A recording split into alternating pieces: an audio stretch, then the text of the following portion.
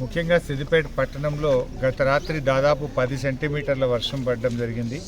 సిద్దిపేట పట్టణ పైభాగంలో ఉన్నటువంటి తొగుట మండలంలో కూడా 20 సెంటీమీటర్ల వర్షం పడి మరి పెద్ద ఎత్తున వరద నీరు రావడం జరిగింది. ముఖ్యంగా ఎన్సాన్పల్లి, తడకపల్లి చెరువులన్నీ కూడా ఓవర్ఫ్లో అయి పట్టణంలో ఉండే కోమటి చెరువు నుంచి నీరు వరద ఉధృతి గత 20 సంవత్సరాల్లో ఎప్పుడూ రానంత వరద ఒకేసారి రావడం వల్ల పట్టణంలోని పలు కాలనీల్లో లోతట్టు ప్రాంతాల్లో నీళ్లు రావడం జరిగింది.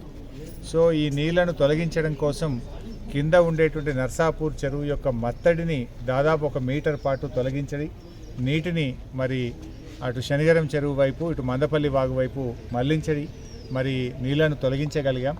బట్ భవిష్యత్తులో కూడా ఇలాంటి క్లౌడ్ బ్రస్ట్ సిచ్యువేషన్స్ వచ్చినప్పుడు, ఇంత పెద్ద ఎత్తున వరద వచ్చినప్పుడు దాన్ని ఎలా తట్టుకోవాలి, దీన్ని ఏ రకంగా ముందుకు తీసుకుపోవాలనే దాని మీద కూడా టెక్నికల్గా ఇంజనీర్స్తో మాట్లాడి ఇలాంటి సిచ్యువేషన్ మళ్ళీ పునరావృతం కాకుండా కూడా తగిన జాగ్రత్తలు తీసుకునే ప్రయత్నం చేస్తాం.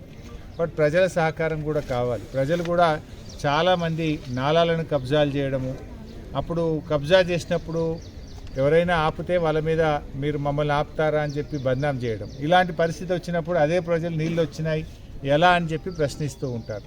ఇక్కడ మనం అర్థం చేసుకోవాల్సింది ఏంటంటే, నాలాలను కబ్జా చేయడం ద్వారా, లోతట్టు ప్రాంతాలని మనం ఇల్లు కట్టడం ద్వారా, ముఖ్యంగా సెట్ బ్యాకులు లేకుండా మనం ఒక 6 ఫీట్ల వెనుకకి జరగాలన్నా 6 ఫీట్లు ముంగటికి వచ్చి కడుతున్నాం. సెట్ బ్యాక్ లేనప్పుడు ఏమవుతుంది, మురికి కాలువల నిర్మాణం కూడా జరుగుతలేదు. వర్షపు నీరంతా కూడా రోడ్ల మీదకి వచ్చి ఇలాంటి ఇబ్బందికరమైన పరిస్థితులు వస్తూ ఉన్నాయి.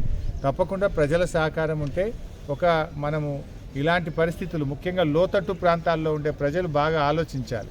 మనకు కొంచెం ధర తక్కువ ఉన్నదని లోతట్టు ప్రాంతాల్లో మనం కొనుక్కుంటూ ఉంటాం. కానీ వర్షము న్యాచురల్గా కోర్స్ ఎలా ఉంటుంది, ఎటు లో లెవెల్ ఉంటే అటువైపే వర్షపు నీరు వస్తూ ఉంటుంది.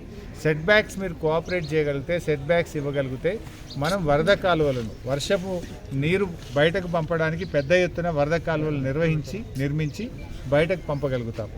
గతంలో మనం కోమటి చెరువు నుంచి నర్సాపూర్ చెరువుకు మనం మంచి డ్రైనేజ్ సిస్టమ్ను బిల్డ్ చేసినాం. దాదాపు గత 20 ఏళ్ళుగా ఎప్పుడు కూడా మనకు ఇబ్బంది రాలేదు. బట్ ఈసారి క్లౌడ్ బ్రస్ట్ సిచ్యువేషన్, 20 సెంటీమీటర్ల వర్షం ఒకేసారి రావడంతో మరి బాగా వరద వచ్చినప్పుడు దాని నుంచి పొంగి ప్రవహించినటువంటి పరిస్థితి వచ్చింది. దీని నుంచి కూడా తప్పకుండా ఆలోచిస్తాం. ఇలాంటి పరిస్థితులు మళ్ళీ రేపు ఇంకా ఇంతకంటే పెద్ద వర్షం వస్తే కూడా ప్రజలకు ఇబ్బంది కాకుండా ఏం చేయాలి, ఎలాంటి వ్యవస్థ మనం నెలకొల్పాల్సిన అవసరం ఉందనేటువంటిది ఇంజనీర్స్ అందరితో కూడా డిస్కస్ చేసి ఒక ప్రణాళికను తయారు చేసుకొని ముందుకు పోతాం. బట్ ప్రజల కోఆపరేషన్ కూడా ఉండాలి. ప్రజలు కూడా తప్పకుండా అందరూ సెట్ బ్యాక్తోని నిర్మించుకోవాలని చెప్పి కూడా ఇలాంటి దాని ద్వారా మనం నేర్చుకోవాలి. మనం అల్టిమేట్లీ ఇప్పుడు ఏం జరిగింది, కొంతమంది ప్రజలకు ఇబ్బంది జరిగింది, కొన్ని కాలనీల్లో ఇబ్బంది జరిగింది. ఇలాంటివి మనం జరగకూడదు అంటే ప్రజలు కూడా కౌన్సిల్తో సహకరించాలి. అప్పుడే మనం సాధ్యపడుతుంది.